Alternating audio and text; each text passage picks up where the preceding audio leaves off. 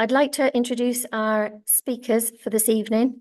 I'm delighted that Jennings O'Donovan have agreed to this lecture on green hydrogen as part of our energy future. Our two presenters are Sarah Jones, who is an environmental scientist and planner at Jennings O'Donovan.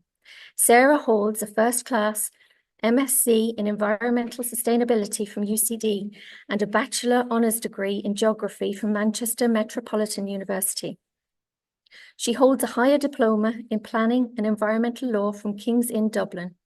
Sarah has developed a specialist knowledge of renewable energy projects, including wind energy projects, solar projects, battery energy storage projects, and hydrogen production. We're also joined this evening by Michael Garvey, who's project manager at Jennings O'Donovan. Michael holds a bachelor's degree in civil engineering from GMIT. He's a chartered professional engineer with over 15 years' experience on multidiscipline infrastructure projects in Ireland, North America, and Australia. Since joining JOD, Michael has been developing early-stage wind farm, hydrogen, and energy production projects, leading a team of designers and environmental specialists through the EIA development process.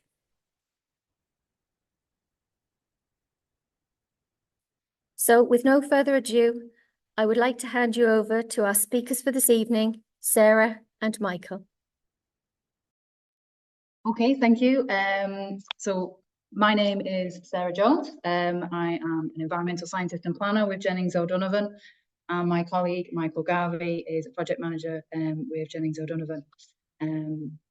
So this will be a presentation and hopefully a discussion. We'll have time for questions and a bit of a chat around some of the topics that we've raised today towards the end, around the role that green hydrogen will have in our energy future.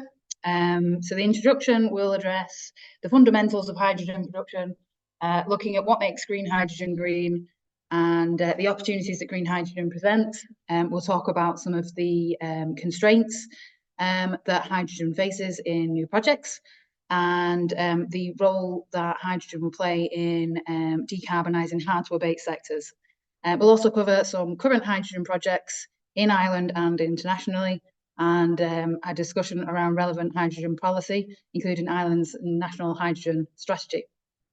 So a basic introduction then. So hydrogen's been produced for over 100 years worldwide, and for the last 25 years in Ireland. It's the simplest and smallest molecule in the universe. It's mainly produced at the moment using steam methane stripping, which has significant greenhouse gas emissions. But we're going to talk today about electrolysis and green hydrogen. So this is the process of splitting water, which is H2O, into its basic components, so one hydrogen atom and one oxygen atom, using an electric current in an electrolyzer.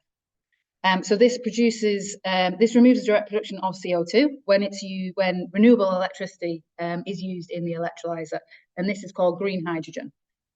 So why green hydrogen in Ireland then? So there's a climate crisis, we all know about this. Human-induced climate change is causing widespread disruptions in nature and in billions of people's lives. The overexploitation of our resources that we need to survive as a human race is happening at the moment. So, for example, air pollution alone kills 4 million people a year, according to the WHO. So climate change has been understood for a long time, but there's been quite a lot of fairly confusing targets on percentages of reductions of greenhouse gases, but net zero now sets quite a clear target of where countries and businesses need to be. So this will involve a complete transformation of the way that people produce energy, how they use energy, how they move, and how products are produced. So this will be a huge challenge. So the Irish government declared a climate emergency in 2019, and in line with the Paris Climate Agreement from 2015 and the Climate Action and Low Carbon Development Act, is making steps to reduce emissions. So a big part of that is renewable energy. So it's acknowledged that renewable energy can displace fossil fuels. Ireland has quite a high fossil fuel dependency at the moment. So it's 85% of primary energy comes from oil, natural gas, and coal. And renewable energy displaces polluting fossil fuels, but Ireland also has quite high import dependency of fuels. So about 85% of primary energy comes Oh, sorry, got mixed up there. And then we've got the demand for energy. So the demand for energy in Ireland is growing. It has been growing, and it's predicted to grow by about 37% to 2031, according to AirGrid. And this causes a challenge in the electricity grid for when we have a high volume of renewables on the system. So while this is great for climate change, these are variables. So sometimes we'll have low energy production when demand is high. So dispatchable power will always be needed. So that's an immediate response to provide power. It might not be running very often, but it's vital. And at the moment, these are fossil fuel based. So we've got lots of gas ones, diesel and coal, but hydrogen offers an alternative to that to meet the immediate demand for energy. It also fits with the hard to decarbonise industries. So we've done very well in Ireland for electrification. So there's lots of new renewable energy, but electricity is only about a third of the total energy use. So there's other areas that we need to have a look at. So electrification is not going to work particularly well in some areas. So high heat industry, such as cement and steel, it's very hard to achieve a high heat with electricity.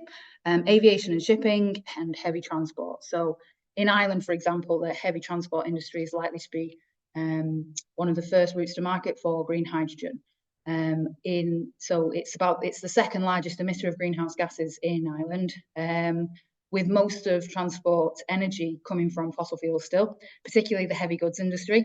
So Ireland has renewable energy targets as part of the Renewable Energy Directive, not just for electricity, but for transport and for heat. So it's important to address across the board. So grid constraint then is very relevant in Ireland. So Ireland has excellent renewable energy resources. So fantastic wind, not always great for your normal life, but there's physical shortcomings and restrictions in the electricity network in some regions, especially in the northwest of Ireland. So renewable energy generation potential of those areas can't actually be realised. Renewable energy is being wasted as turbines are curtailed because the grid literally cannot take the energy that they are producing. So this is a financial disadvantage of wind to wind energy generators, and off-taking that renewable energy as hydrogen enables wind generators to avoid that. Also, we've got energy security there. It means having an uninterrupted access to reliable and affordable energies. Because of our high import dependency, this means that prices for our energy is effectively outside of our control, so it can be affected by political insecurity. So diversifying the energy sources that we have, it brings a lot of resilience to the system and gives us better energy security. So why green hydrogen then? So as we were saying there, we can make use of that surplus energy. We can take it off either as storage or to be used as as a fuel for another area. It's a clean energy, so it only produces water when burned, and oxygen is when it's produced as wastes or byproducts. It's scalable and flexible, so allowing multiple industries and end users. It's a viable alternative to decarbonising certain industries then. So say, for example, aviation and transport. So battery technology's come a long way. It's moved on significantly. However, the power to weight ratio for batteries makes it difficult for them to be useful when you need to transport the energy with you over long distances. So in short distances and for light haulage, this is fine. But for heavy haulage, and especially something like aviation and shipping, the weight of the batteries makes it unsuitable. So it's a very versatile fuel. So when it's produced, it's generally produced as a gas, or it can be turned into a liquid at very low temperatures. But it can just be used burned as a fuel, that makes it act like a fossil fuel. So it's a renewable energy that acts a little bit more like a fossil fuel. So it fits very well as a partner to renewable energy to kind of bridge some of those gaps. And it's also useful for long-term storage. So wind and solar is great for immediately, power that you're going to immediately use. And short-term storage, batteries works very well, but interseasonal storage needs to have a more flexible partner. So the uses for green hydrogen then, so this slide just shows, sort of illustrates some of those uses there. These are all hard to abate areas. It makes green hydrogen a very important tool for green targets, for targets related to lowering carbon emissions across society. So something like transport, so heavy duty transport. So if you can replace 10 hydrogen heavy duty vehicles is the equivalent of decarbonising approximately 400 passenger cars. So it's these areas that are difficult to decarbonise where it plays quite an important role. And something like shipping as well. So green ammonia produced from green hydrogen can be used in shipping with minor alterations to engines and storage. And then something like aviation is going to be probably a little bit further away because it needs a bit more of a redesign to replace jet fuel. But hydrogen can be used as mixed with other bioenergies to produce a greener jet fuel. Okay, so there's different types of hydrogen. The one we're talking about here is green hydrogen, so that's through electrolysis using renewable energy. The majority of hydrogen produced today is grey hydrogen, so that's steam reforming using natural gas. But when that's combined with carbon capture, it's referred to as blue hydrogen.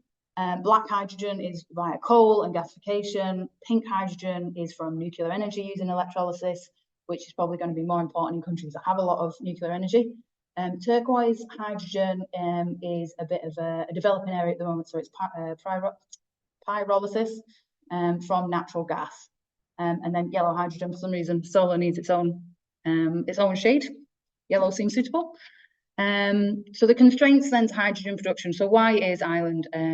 So we know why Ireland wants to look at this, but what are the challenges that Ireland's facing? So there's a limited commercial route to market at the moment. So a lot of countries already have a hydrogen industry that can displace some of that grey hydrogen with green hydrogen. So a lot of heavy industry already uses it, but Ireland doesn't have this. So the routes to market are going to be a little bit different. It's still an emerging technology, and in Ireland so far it's quite small scale and pilot scale, sort of experimentational project, producing quite a low level. There's limited choices for electrolyzers at the moment, so alkali or PEM. And these are, so where this is development, so alkali electrolyzers are a little bit more developed, they're commercially proven. They're a slower startup time, and they use you need an electrolyte in the water, which can be corrosive, so this can cause some environmental issues. And then there's PEM, which uses a membrane rather than the electrolyte. They're a bit more expensive, but they're a lot faster on startup, which is a bit more relevant for renewable energy. But there'll probably be a space for both to develop in the market. So the end use technology is still in development, particularly in the transport industry. So a few companies have already produced hydrogen heavy goods vehicles, and there's a hydrogen car on the market, but these aren't generally available in Ireland yet. It's quite high setup costs. We've got cautious regulators, so the local authorities and on board Planola and the Health and Safety Authority, because this is a new area to Ireland, they are being very cautious and a little bit nervous. And then hydrogen embrittlement, though, because it is quite a small molecule, it can cause metal and pipe damage. However, this is quite well understood now, and it doesn't affect certain materials. So where this works quite well for Ireland is the gas network in Ireland is quite modern and isn't made of sort of brittle metals. And then we've got the environmental constraints. So in terms of water then, so you need approximately 9 litres of pure water for a kilogram of hydrogen. And electrolysis requires pure water.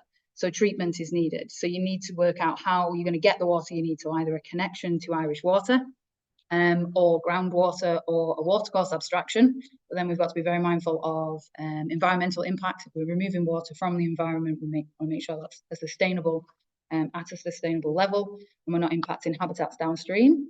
Or rainwater harvesting. So this can be used to supplement the main water connection, which is good because it needs less processing. And then you're likely to need some kind of water storage to buffer the supply coming in to make the project more resilient to climate change and droughts. And then the discharge, so the water purification process produces a wastewater, which is effectively a concentrated version of all the minerals and any impurities that were in that water. And then there's health and safety concerns and the public perception. So because green hydrogen is new to Ireland, the public can be a little bit nervous of new industries, but this it's becoming a little bit more normal. I've heard about hydrogen on the radio, and it's in quite a few of the climate policies and targets at the moment. So hydrogen is it's regulated under the control of major accidents and hazard regulations, so COMA. So a COMA assessment is needed, and setbacks to residential properties and to other industries and places of work needs to be considered in the design and layout. And then there's the proximity to the source of electricity. So Ireland's best renewable energy resource is wind. Wind tends to be in locations that are mountainous or out to sea, which is probably not where the hydrogen is going to want to be used. So either it needs to be transported by vehicle or by pipeline, or the hydrogen production facility located in a more convenient location, and then cabling to connect it to the electricity source. And then, Michael, I think you're going to talk to us about. Hi, thanks, Sarah, for that. That's very in-depth start, so it made my life a lot easier. So I'm just going to go through some of the configurations for a typical hydrogen plant. So at the top side, you can see here, working from the left over to the right. So as it's green hydrogen, it needs renewable energy. So you've either got solar, air, or wind, which makes its way into the hydrogen plant with the building, which has electrolyzers in it. And basically, as Sarah said, you can take a water source, it's key for that. So you can do direct bore, take it from a river, take it from Irish water, but that still needs to be purified and distilled. So distilled water is the easiest way to do it. So that just basically makes the electrolyzer splitting the hydrogen cells and the oxygen cells a lot easier. So as part of that, the rejected water is sent out of the system and back somewhere else. Again, that's the environmental concerns we have. It's compressed because hydrogen is a small molecule, likes to cling to things, and it's a lot harder to manage than natural gas and other things. So we compress it to contain it and transport it easily. So that can either be stored in tanks on site, and then you get your tube trailers, which we'll talk about in a minute, and that gets sent to a filling station, say, or to a domestic market. Or as Gas Networks Ireland we're looking at, it can get injected directly into the grid. And end use, again, heavy industry, cements, mobility cars, power generation for everybody, chemical processing, food, ammonia, that kind of thing. The food industry, not your food, sorry. And then the one below, we just wanted to show the scalability of hydrogen. So as we said, it's small scale here, so say 1 megawatt system. So that's 1 megawatt of power producing 100 kilograms of hydrogen. So that's a containerized version. So that thing could be set up on a small scale project or industrial. It can scale up to multiple skids, as they're called, for the electrolyzers, and that can scale from, say, 1 megawatt to 100. I think China's got the biggest one at the moment, it's about 200 megawatts. And transport, so how do we get it from the hydrogen plant, from the solar farms, all of that around? So the easiest form of transport is tube trailers under compression. So like I said, the hydrogen plant, the tube trailer would reverse in on a lorry and would fill there. So think of a typical filling station, but you'd be filling these tube trailers, and then they're distributed around wherever they need to go, whoever's consuming them. So filling station, number one, tube trailers, number two, and refueling. And then, like I said, it's under considerable pressure for transportation. So the 380 bar is usually what it flies at. So that's about 3 times that of gas. And grid injection, Gas Networks Ireland, they are doing blending and what they're looking at in their network. So just a little bit about Ireland, and I'm going to focus about Ireland and Europe in general and what we're actually doing or what we're trying to work towards. So as most people will be aware, Ireland has got a climate action plan. It's updated every year, just 24. So it's just some key points kind of related to hydrogen. So Ireland wants to be a global leader in new technologies. We're always been this little underdog around the world between Europe and America. We're always reinventing ourselves and chopping and changing, you know. So now we're a data center hub. Hopefully we'll be a renewable energies hub in the future. So green hydrogen can play a significant role in decarbonising across all sectors. And we're uniquely positioned, like who would have thought all the wind and rain would have stood to us years ago, but it does now. And also the offshore wind as well as the onshore wind. So we actually, with technology now, solar has developed that we can actually get some sunshine here and make use of it too. So, and that's been recognised by Ireland governments and the technology. Also Ireland ESB air grid, so they've got a policy there.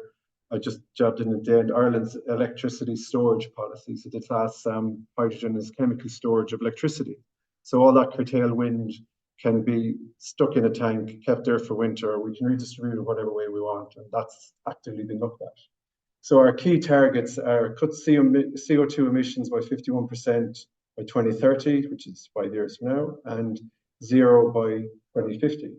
And we also have a very ambitious target of 2 gigawatt of offshore wind for green energy production by 2030. And that's in our climate action plan. But more specifically, we've also developed a policy and a strategy around green hydrogen. So the policy drivers, as Sarah had said, was decarbonising our economy, enhancing energy security, and actually creating an industry for the export market offshore. So rather than getting it from Scotland like we do now, we've got an actual grid connection. Instead of purchasing it, we can redistribute it back into Europe. So the strategy covers 6 core areas: the hydrogen production, end uses for renewable hydrogen, transport, storage and infrastructure, safety and regulation, research, operation scaling, and delivering and implementing. They're kind of all self-explanatory. So what I'd like to talk more about is some of the practical implementations we're actually doing. So as I said, Gas Networks Ireland has recently released its pathway to net zero carbon by 2045. Now, what does that look like? It's actually a blend. So you've probably heard of biomethane, you've heard of hydrogen and all these different things. So they're taking foundational steps, development steps, and repositioning themselves over the next 20 odd years, having a blend of biomethane and hydrogen, but predominantly hydrogen going forward. So that's just an extract of their overall plan. So it's quite a positive step. And one of the main benefits for us to accelerate this, or Gas Networks Ireland to accelerate this, is because we're so, our grid is actually pretty modern in the sense that it can already take a blend of hydrogen. We won't have to worry so much about hydrogen embrittlement on like old systems, steel pipe systems, because we've got PE, polyethylene piping. So that can actually take hydrogen up to temperatures about 60 degrees. And this is what Ireland's future network looks like, as planned and advertised by Gas Networks Ireland. So I want to take credit for this. So you can see future hydrogen economy, offshore, onshore electrolysis gets into our grid. So that's our national grid system. And there's plans for adaptability and scaling wherever you want, from homes to the heavy hauls industry, which is probably the main industry for most countries. Aviation, think long haul haulage, ships, planes even, but planes is kind of a bit further away than Michael O'Leary. You won't have to worry about that. So this is Ireland's actual grid network. This is what it looks like as it stands. It's there and it's existing. And as you can see, we take feed from Scotland. But Gas Networks Ireland's strategy and plan is to develop and encourage energy hubs around the country close to the grid network, so we can inject gas into it. So whether that's biomethane, but obviously hydrogen is the one we're rooting for too, around the network. So that's positive. So we don't actually have to build an awful lot of network. We need one in Sligo, I think, but bar that, we're doing well everywhere else. And then obviously that will feed long-term into Europe's Repower Europe strategy, you know, post-Russia and all of that.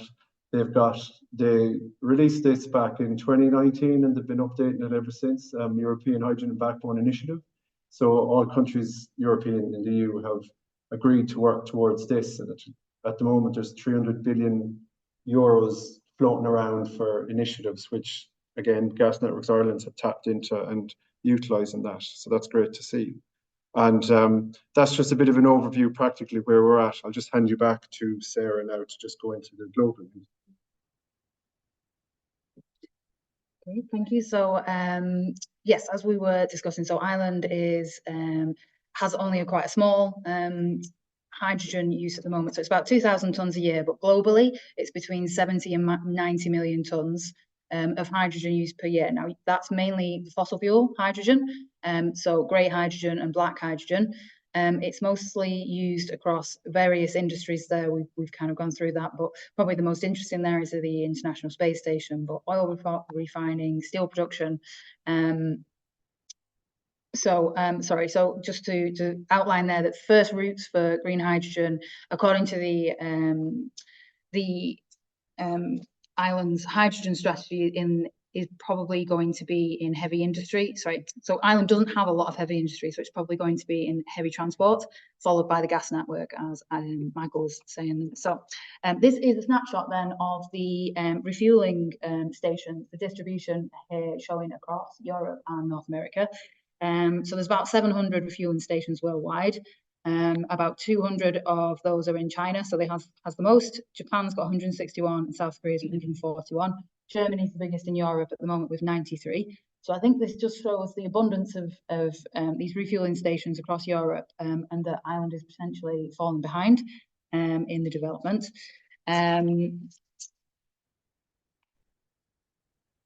So I will just walk us through now a few examples then of hydrogen and how it's being used across the world.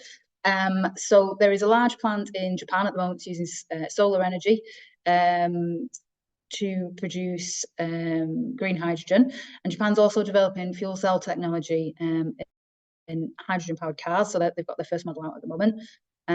Australia has the highest hydrogen production facilities, which is a mix of all types of hydrogen, but the key is there they've invested quite a large amount for large-scale renewable hydrogen production at the moment, which so Australia has very good renewable energy resources, a bit like Ireland, and plans to export the green hydrogen to the Asian markets. And then Germany is doing a lot in the renewable hydrogen side of things at the moment. So they've got government-funded hydrogen pipelines and refueling stations as part of Germany's national hydrogen strategy. And France also is, as well as they are investing quite a lot into pink hydrogen, they are developing a green hydrogen industry to fulfill its own hydrogen strategy goals. So a couple of examples now specifically. So there's in Sweden, there's a green steel plant. So by 2030, it will be producing about 5 million tonnes of green steel. So that's using green hydrogen to reduce the carbon emissions by up to 95%. Now, the steel industry accounts for about up to 10, so between 8 and 10% of the world's CO2 emissions. So finding a way to decarbonise that is quite a significant step forward. So this is the largest green hydrogen production facility in the world at the moment. So it's based in China. It's 150 megawatts electrolyzer powered by a solar array, producing between 23 and 44,000 tonnes of green hydrogen a year. So it's the biggest in operation at the moment, but Saudi Arabia have in development a 200,000 kiloton green hydrogen plant coming from 4 megawatts of wind and solar. And then at the other end of the scale, in Orkney in Scotland, green hydrogen is being produced by tidal and wind energy, but the renewable resources there are quite remote. So the grid has poor capacity. So in order to get the renewable energy back to shore and where it's needed, green hydrogen is being produced in electrolyzers, and it's currently powering ferries and harbour operations, as well as the council vehicle as well. So as part of the public sector decarbonisation policies. And then I think Michael's going to talk us through this. Okay. Anyone who has taken chemistry lessons in school knows hydrogen is number one. It's the lightest element, the first in the periodic table, and the most frequently found in the universe. And it has what it takes to save the climate. We can produce green hydrogen, in other words green H2, from electricity generated using renewables, completely climate neutral. It delivers a zero-carbon raw material for a wide range of industries, as well as zero-carbon energy to generate heat and electricity, as well as for cars and trains running on fuel cells. This is a key to the energy transition and to achieving Germany's ambitious climate goals. The road to this goal is a nationwide hydrogen infrastructure. This holistic approach is what the Get H2 initiative stands for. A climate-friendly way to power vehicles, for heating, for supplying industries, for storing and transporting electricity. Achieving this efficient sector coupling is what drives the Get H2 partners. And this is how it works. Wind turbines on land and at sea, as well as solar panels, produce zero-carbon electricity. In order to make optimum use of this beyond the electricity sector as well, we build plants that carry out electrolysis. This is the process of producing green H2 from water and electricity.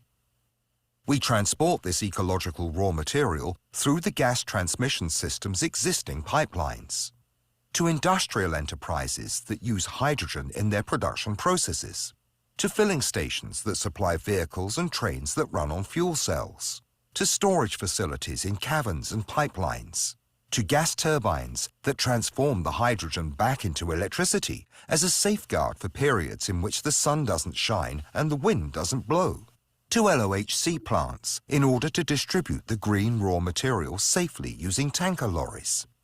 And the waste heat produced by the electrolysis? We pass it on to local residents via a district heating network. You can't be more efficient than that. We even use the oxygen produced by the electrolysis, for example, in the steel and cement industries. Science fiction? No, an actual project. Get H2 in Lingen in Germany's Emsland region, the heart of Germany's nationwide hydrogen infrastructure. A key component of the energy transition, which can already be implemented today. And, under suitable framework conditions, it's profitable as well. Our holistic approach, with hydrogen and Get H2. So I just took this as an example because I guess Germany is always leading the way in Europe in terms of all sorts of different things, be it finance, technology, or implementing climate action. So some interesting facts. Since 2019, when this video was issued, they have about 30 trains that are hydrogen 100% runoff. Alstom make them. They were developed in Canada out of Alstrom's. Alstrom's one of the biggest train manufacturers in the world, and they've been actively using them in their public transport. Germany have been actively using them for quite a few years now, and no issues with them. And also they've been working on their public bus system as well. So Cummins, which is one of the biggest diesel engine manufacturers in the world, most engines or most manufacturers use them. They've got a research and development center there for the last 15 years in Mississauga, which is outside Toronto. And they're putting a lot of time and energy, no more than NASA, into hydrogen fuel cells. And why that's important, because it'll help Elon Musk get to Mars as well. So there's a lot of advancement, a lot of money got into all of this. So it's actually active. It's not a pipe dream, basically, is the point of this slide. Oops. All right, go to the next one. Now back to Ireland. So you may or may not know, but Gas Networks Ireland has a research centre based in Dublin working with UCD. And what they're basically doing is toying around with different blends of hydrogen and how they get it from the production line, like in a hydrogen plant, into the system injected into your gas cooker in your house. So it's quite interesting. There's a lot in it. I won't get into all the details unless just questions and answers. And another one Gas Networks Ireland are doing is practically injecting hydrogen into their existing network. So this is a pilot scheme down in Cork, in Renniskiddy. There's a bit of history here from Kinsale, the gas fields out there, to the port here. So this was picked for a number of reasons, but it was at the end of the network. It's an industrial area. It's close to a port. It hits all the heavy industries that we want to kind of target first before it gets into the domestic line. But they can actively trial the system here and how it will work. And as we said before, Ireland's network is quite capable of taking the distribution from A to B, but we need to upgrade our fuel injection areas. So think of valves, think of some pipes, think of some manifolds, things like that. Small things that may have not been made of stainless steel or ductile metals, which is more suited for transporting hydrogen. And here's another initiative in 2021. Mr. Green himself there, they've initiated a pilot scheme that had 3 buses running on hydrogen in Dublin, and they've been currently, to the best of my knowledge of what I can see, they're still working in Dublin and saving 20 or 30,000 litres of diesel. So that's the bus sector. And recently in September, ESB went to joint venture with Microsoft for data centers. So as we know, data centers are putting an awful strain on the grid. So they're looking at hydrogen fuel cells to power the admin buildings and all the bits and pieces to make the data centers run. So that's kind of hot off the press, I guess, and that will be interesting to see how that goes. But again, all pilots, all initiatives, all starting off. And just going into some of our more practical projects, this is on the mainland of Ireland in Antrim, but it's got 12 turbines, a project that Jennings O'Donovan worked on, producing 27 megawatts of power. It's got a small scale containerized electrolyzer, as you can see in the photo to the left, producing 1 megawatts of hydrogen.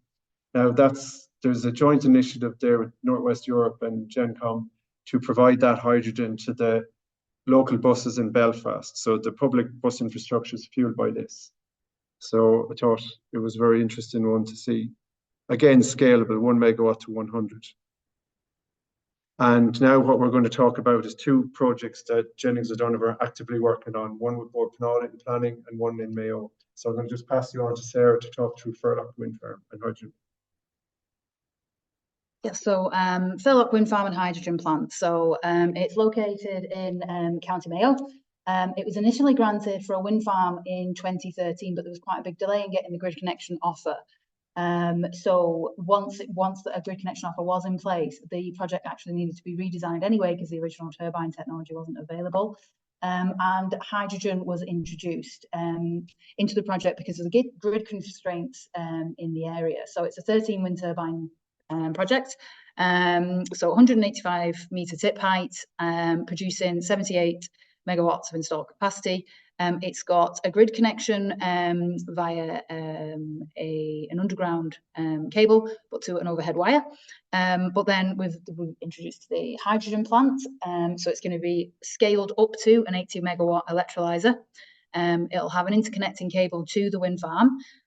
So at 10 megawatts, this will be producing about 4,000 kilograms of green hydrogen each day, and then that will be scaled up to 31 tons of green hydrogen at 80 megawatts. So it would be a lower take-home site, which is because it stores less than 50 tons of hydrogen. And the water storage there, so we talked about that a little bit earlier. So it's 178 meters cubed a day, which comes out to 65,000 meters cubed a year. Now that is a variable amount, so it depends on the wind energy. So as more wind energy is available, then more hydrogen can be produced, but that in turn requires more water and produces more wastewater. So here is the layout of the project then. So we've got the wind turbines located in the foothills of the Ox Mountains there.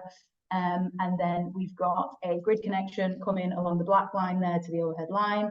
And then our hydrogen plant is located the green square there near the National Road Network. So this project, the hydrogen is going to be transported on the road, and it's been located close to the road network for that reason. So I will run you through. This is the layout. So the large area there, I'm not sure if you can see that online, but this is the electrolyzer building. So it is quite a large building. It's 130 meters by 110 meters and about 16 meters high. But that actually gives us a really good opportunity to harvest the rainwater. So about a third of the water requirements for the project comes from the surface of that roof and the other buildings. And inside there then, so we've got the electrolyzer stacks, transformers, gas cleaning equipment, compressors, deoxidizers, we've got dryers in there, electrolyte tanks, because this is an alkali electrolyzer, ventilation and nitrogen production equipment, also quite a lot of piping and electrical infrastructure. And then we've got here the water supply and treatment, to sort of the north of the site there. So this project is going to be use groundwater abstraction, as well as the rainwater harvesting. It will be treated by double pass reverse osmosis and continuous electro deionization. I'm quite impressed that I said that correctly. Wastewater then from that process is going to be treated through constructed wetlands, and then discharged through a watercourse at the south of the site. And then we're going to have a wastewater storage tank. So that has the ability to stop discharge. So if there is any kind of issue with the wastewater, that can all be monitored, and we can actually just stop discharging and store the water. It also has water storage tanks. So I don't know if you just see there, and there's car parking there for the tube trailers, and underground tank storage to give it that resilience against any kind of interruption to the water supply. We've also got a dispensing station located in the centre of the centre there. So this will allow the tube trailers to drive in, get filled, and then leave and be on the national road network. And then Michael's going to walk us through another project, so the Killala Energy Hub. Thanks, Sarah. So this is Killala Energy Hub. So you notice the difference in terminology, not an energy farm. So at first, I'd just like to give you a little rundown of Killala Business Park. So this is based in County Mayo, just outside Killala. So back in the 80s and 90s, there was a Japanese plant, textile plant called Asahi, which is what you're looking at right now. That closed down in the 90s, and of course, they left a big, giant brownfield site that was derelict. But over the years, it's been slowly evolving and developing into different things, mainly to do with energy. You'll see our site is right in the middle, the green hydrogen plant, and then there's also the gas engines there in the orange. But you'll notice to the left of the picture, there's an existing wind farm there. There's also a peaking plant and some granted battery storage not been built yet. It's also directly north of Tonic-Moore 110 kV substation, which produces power directly into the grid for air grid. But also interestingly, as you're coming into the site, just to the right of the picture, there's a data center granted, which we all know are in Dublin, but it can be somewhere else by Dublin. So this is in Mayo. And to the south directly, there's a preferred location for another data center there. And there's a biomass plant there, which biomass burning to generate power, wicker or something. And then there's a little factory there in the middle. But to the untrained eye, without looking at that, it looks like a derelict brownfield site. So quite a lot going on in that round space. So what we've opted to do is put a hydrogen plant in the middle of it with gas engines, basically to produce power and curtail and use the grid is heavily constrained in Mayo from wind. We have loads and loads of wind, but the grid itself from time to time can't take it. So what do you do with that? We can store it in hydrogen, or make hydrogen and store it here, burn gas, power a data center, or maybe send it back to the grid. We can also do gas injection here because we're a few kilometers away from Gas Networks Ireland transmission grid, which comes from their Shell plant. So this is just a plan. I'll go through it quickly. So to the north in the orange, you can see the gas engines. That's that square building number 12. Number 13, they're diesel tanks, distillate tanks. So why do we need diesel?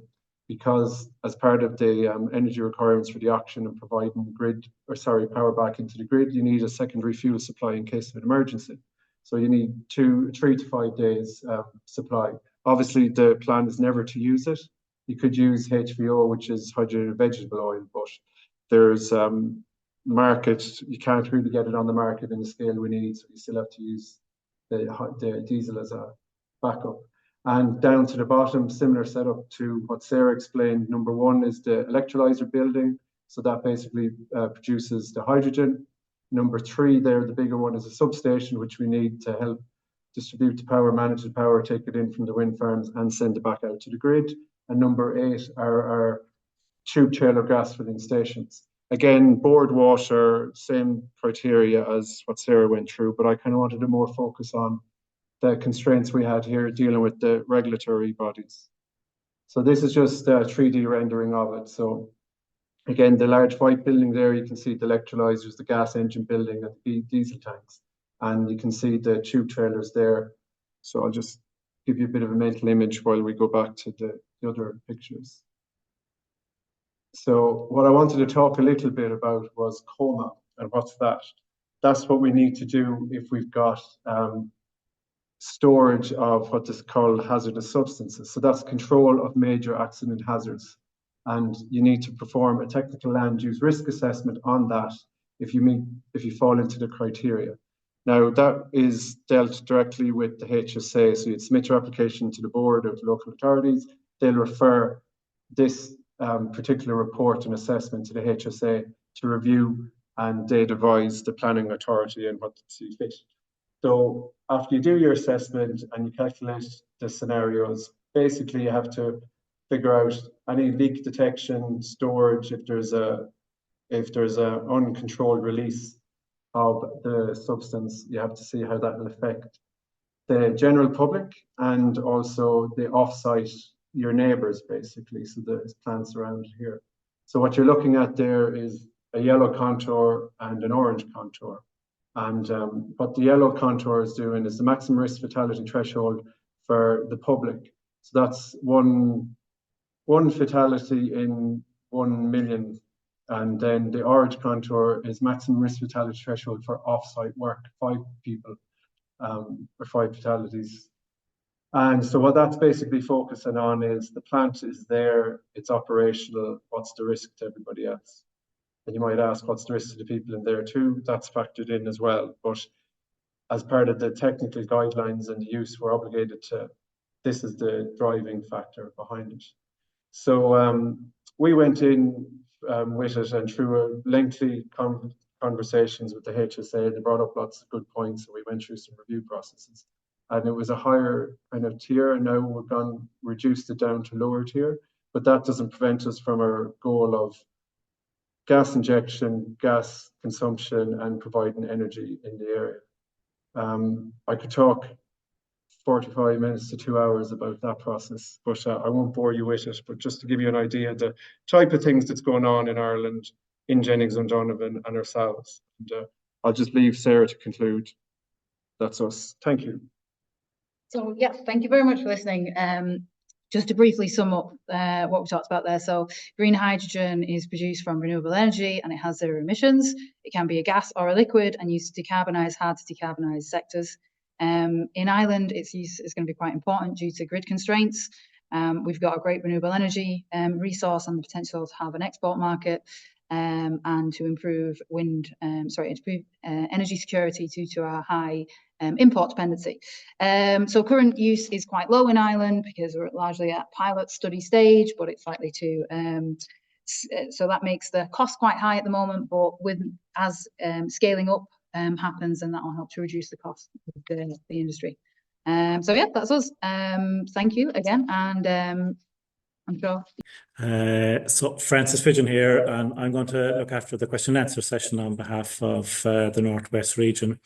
So first of all, I say it was a very impressive talk you've given us, and you've batted this well between the two of you over and back there. That's not an easy thing to do, to share a presentation like that.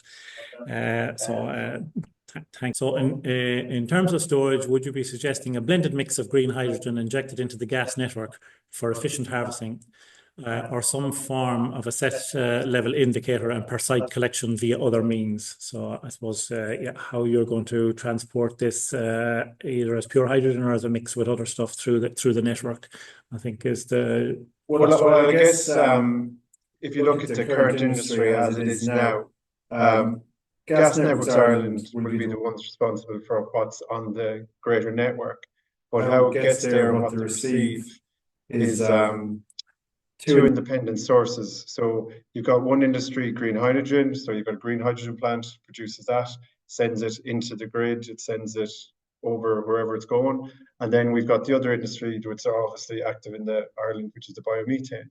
So two different feeders, I guess, if you want to call it that. And I guess that's why the Gas Networks Ireland is called it a feeder pilot. I haven't asked them, but I'd presume the stock that provides the grid that the end user gets, the main purchaser is going to be Gas Network Ireland from the market's perspective.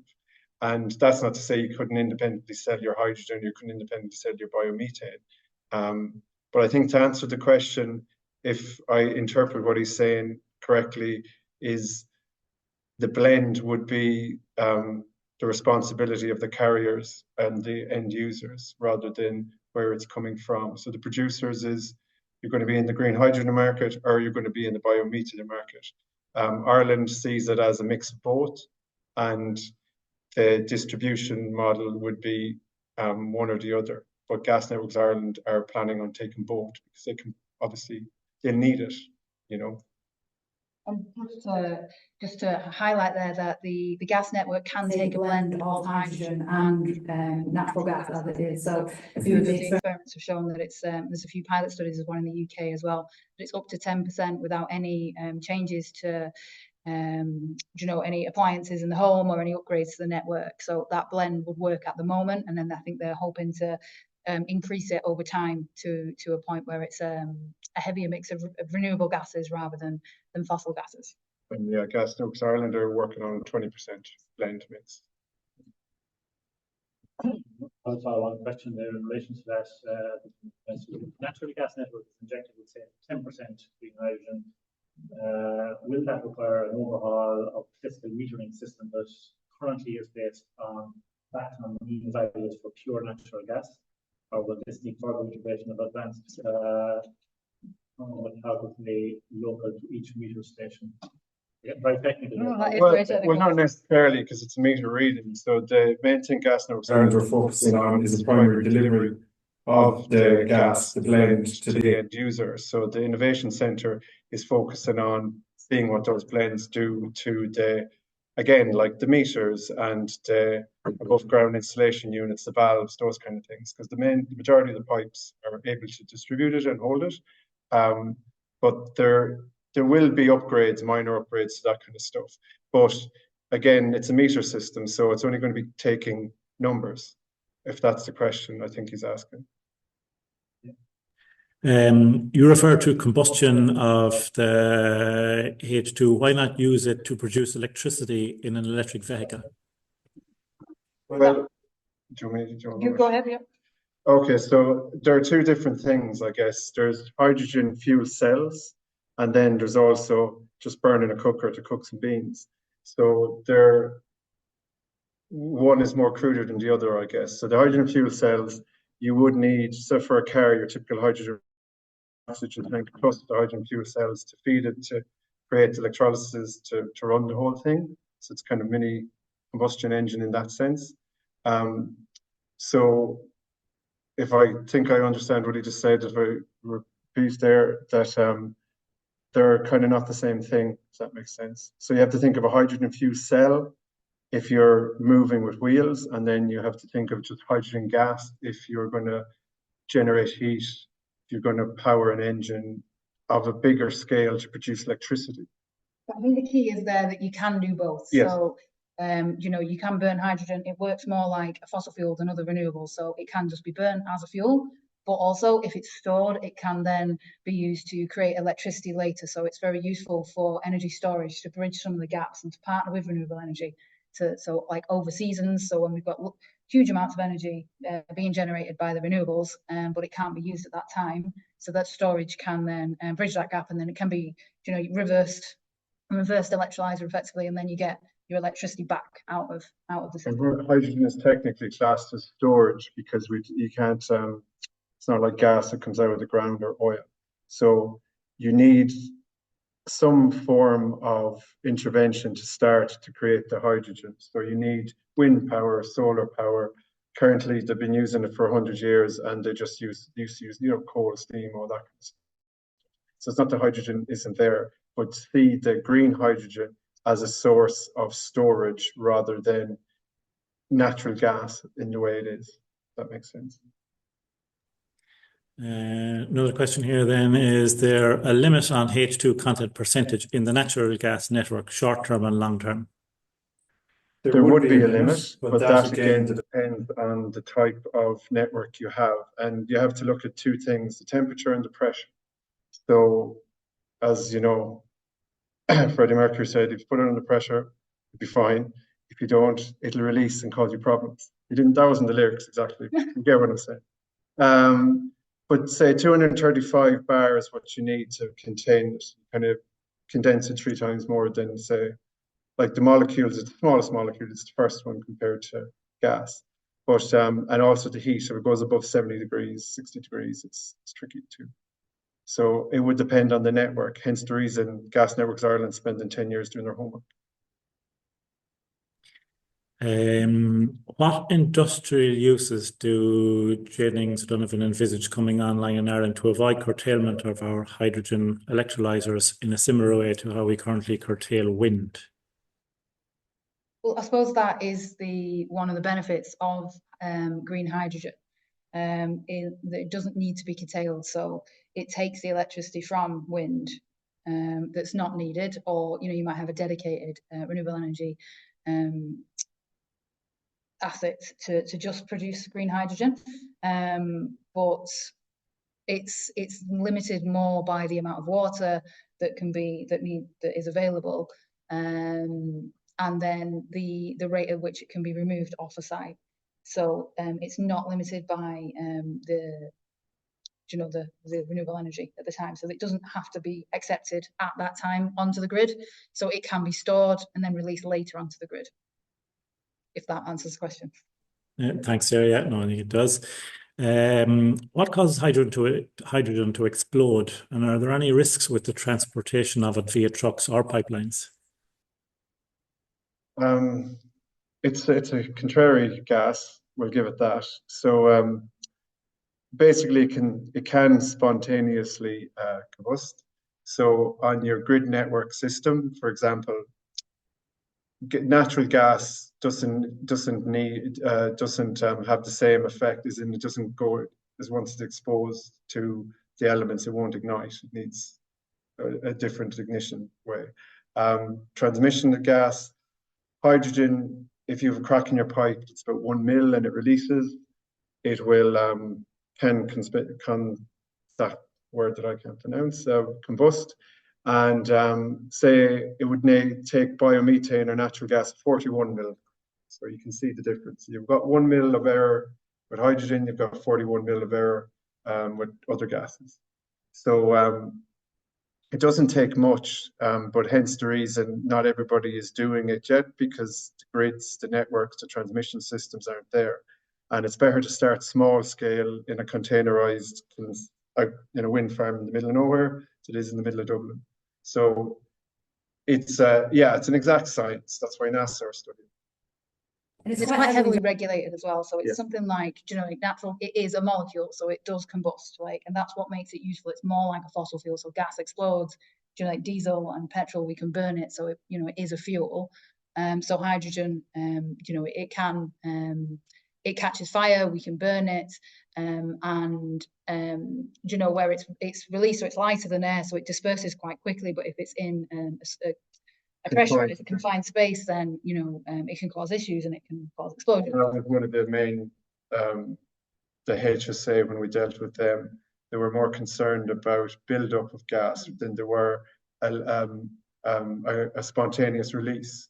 So I'm not a chemist now, but confined spaces and build up in enclosed hydrogen plants, say, or gas engine buildings, or wherever your end product is, the more ventilated it is, the better. So now Siemens and other companies who are building electrolyzers and those type of things are now, it's stackable open air systems that you can mobilize quickly to a site. So if you're re-energizing a wind farm and you want to add a hydrogen plant to it, it's quite easily done.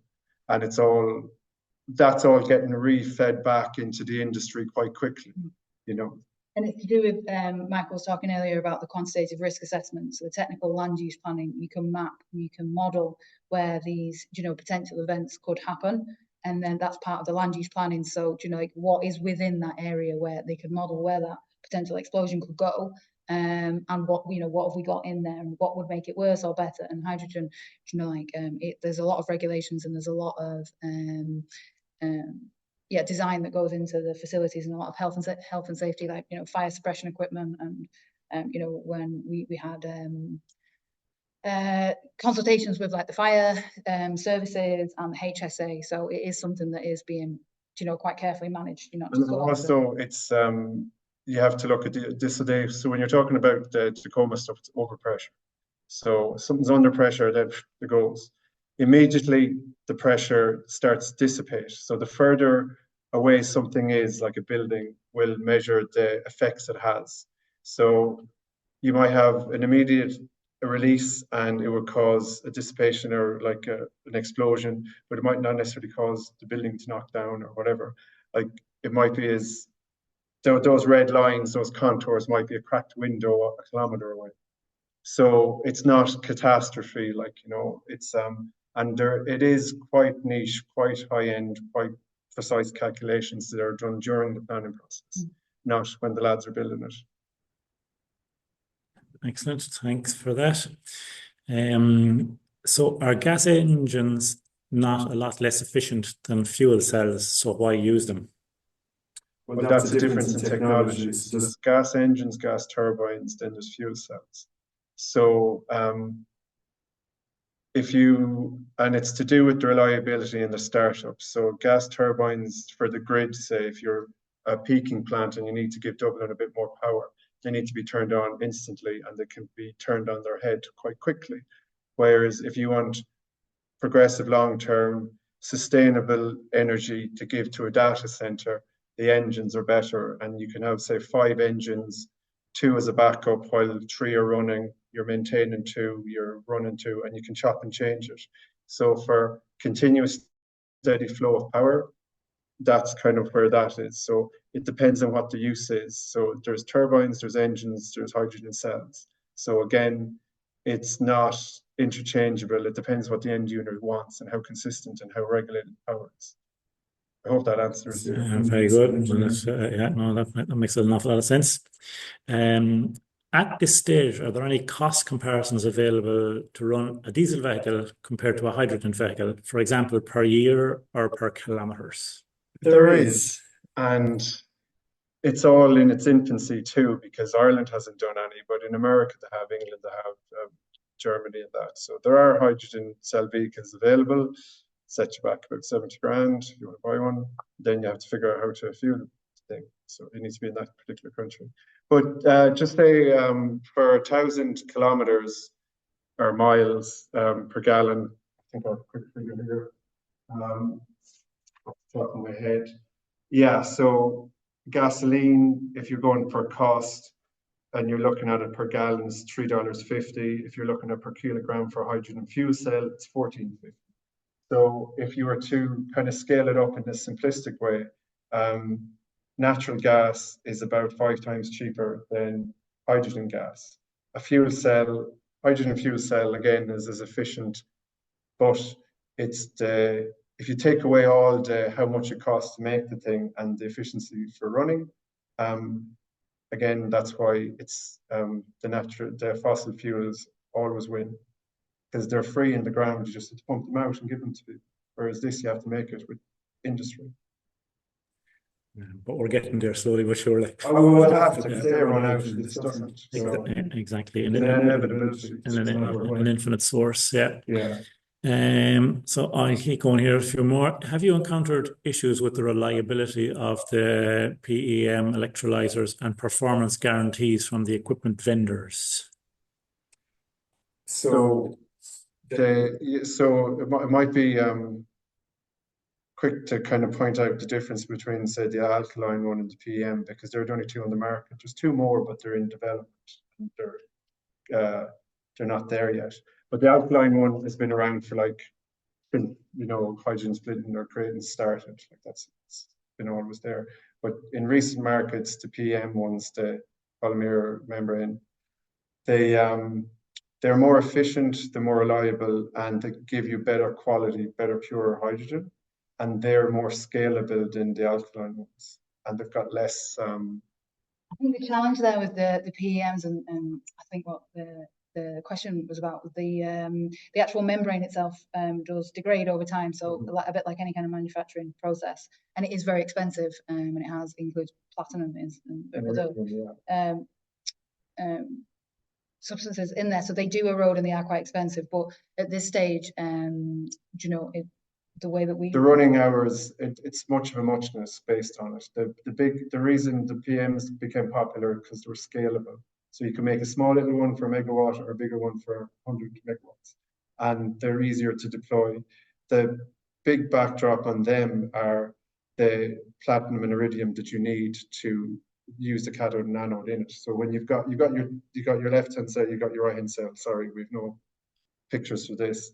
And that's you need the metals to run the electricity through them and splits the atom, and then they pass through the membrane. And I think the key thing is there that we don't, we're in design phase at the moment, we're in pilot schemes, in Ireland we don't have that information. It's not there yet. Yeah, guarantees and how long the things last isn't part of something that we've been involved in certainly. And there isn't enough data there yet for it to be kind of reproduced with some decent analytics. Yeah, as you say, it's very early stages. It's 9:10, so I'll just go for a couple more questions because I think it was great interest out here and questions come in. But I'll just take a few more. And they're great. Yeah, you haven't got stumped yet. So have you encountered issues with the reliability of the no, that's the one I asked there. What's the largest size of plant designed for grid integration? Does it scale up to 400 kilovolts or 0.5 gigawatts or so? And what constraints are there to expansion of hydrogen generation? So scale-wise, the Furlock plant, I know the plan is to start out with either a 10 megawatt electrolyzer and then just kind of add on the modules as that continues to reach the full output. So it is quite scalable as an industry. I'm sorry, there was a second half of the question there. It's like a game show here. I feel like we're strange. That's all right. No, yes. The injection for it was the second. What constraints are there to expansion generation of the question? So the largest size. So it is scalable. I think like everything here, like the wind, say for example, like it's the infrastructure that's feeding into whether it can consume it. So we produce way more wind power than we can consume on our grid. That's why we've got this curtailment, and that's why hydrogen's popped up as a possible solution to help that facilitate it. So it all depends on, like Germany probably consumes way more than we do, but there's 60 million people there and it's massive, whereas Ireland, And the constraints on a particular project are going to depend on, so the electricity that's coming in. So say if you've got it's connected to a wind farm that's an 80 megawatt wind farm, that's the maximum amount of hydrogen that you can produce, unless it's also connected to the grid. But then when it's connected to the grid, you've got issues with the type of hydrogen it is. So when it is just renewable energy, it's green hydrogen. But if you can't guarantee that energy that comes from the grid is made by renewable then the different colours. If the Irish grid, as we know, have fossil fuels generating power, who's to say that it wasn't a coal plant down in Limerick that wasn't helping create our hydrogen? So the classification of it and making it pure green hydrogen means our hydrogen plant is only connected to a green source. So if it's drawn off a grid, which is known to already still use fossil fuels, it becomes a bit tricky. But the setup cost for having 10 or 15 wind farms or solar farms for your X amount of megawatts, that's the scalability problem depending on where you are. I suppose the constraints then, so it's based on your inputs and your outputs of it. So you've got the electricity going in and where that comes from. But then the water that needs to go in, that's going to constrain you if you don't have access to enough water. And then the outputs are going to be where it's going. So can the actual gas grid accept what you're producing? Or if it's going to go by road, what limitations are there on there, like on the road network around the area, or your planning conditions that limit, the off charge, and also how much you're allowed to store according to the coma tier that you're at. So, and then it also depends on your receptors around you. So you're near a house or a school, a hospital, an industrial estate, or you're Australia when you're in the middle of nowhere, you don't have to worry about having blown up. Do you know? So there's lots of things to factor in. We have more. Site selection is key, basically. I was just going to check and see if we have any burning questions in the room. We have loads more questions online, and what we might do afterwards is maybe we could answer some of those questions for people later and get them to them. We might be able to do that. Just if there's any burning questions in the room, because I know, as I said, we have a lot of interest in this, and obviously we're getting great answers here as well. Second night. We might have needed a second night. No, I think at this stage we might we're coming to 9:15, so we might call a halt to that. And can I say thanks very much for your questions online. And Jane, our chairperson, is going to conclude for you now. Thank you. Hi, I want to say thank you very much for Jennings O'Donovan for agreeing to our presentation this evening.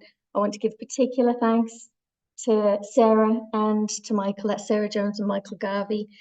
We've had a lot of interest in this webinar. It's a hybrid event in County Sligo, in the Sligo Park Hotel, and we're delighted you could join us.